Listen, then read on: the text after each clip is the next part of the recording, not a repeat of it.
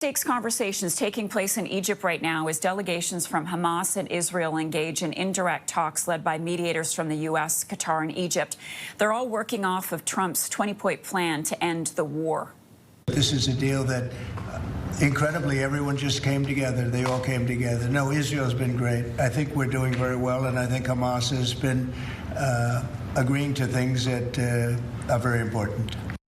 Joining me now to discuss is former Canadian ambassador to Israel, John Allen. He's a senior fellow at the Bill Graham Center for Contemporary International History. Good morning to you, John. As always, good to see you, Ambassador. I want to talk to you about the significance of this day. It is the 2-year anniversary of the October 7th attacks. How significant is the timing, the backdrop against these ongoing talks in Qatar? Does it give an added sense of urgency to get something done? I think it does. I think both in Israel and in Gaza and Palestine more generally, there is an urge to see this war end, to have the hostages released, and have this prisoner exchange take place, and a ceasefire put in place.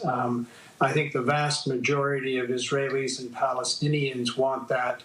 It's a question of whether we can get the leaders of these two groups to find common ground. It seems as though, in terms of that 20-point plan, there is an agreement on the release of the hostages, but a sticking point for Hamas seems to be disarmament. What do you make of that? How do you move forward with that if they're not willing to accept that criteria? I think disarmament and full Israeli withdrawal are really part of the second phase of this. The first phase is going to be that the ceasefire and the exchange of hostages and prisoners. I think disarmament, which President Trump and Israel very much demand, and there seems to be some resistance on the part of Hamas, will come in that second phase and will be part of this discussion about where Israel will withdraw to and who will govern Gaza going forward. John, how optimistic do you feel right now? Oh, I'm only cautiously optimistic. I think, as I suggested, there are extremists on both sides that would prefer this not happen, unfortunately.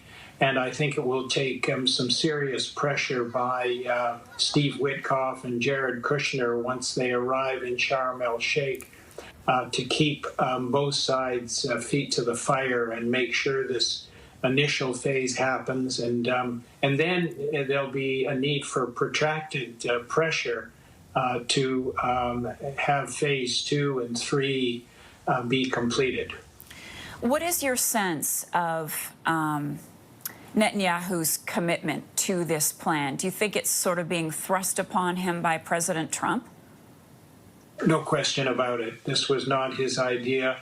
It followed up on the unsuccessful attack in Qatar by Israel, which really inflamed tensions between Israel and the Gulf states, and also between the president and Prime Minister Netanyahu.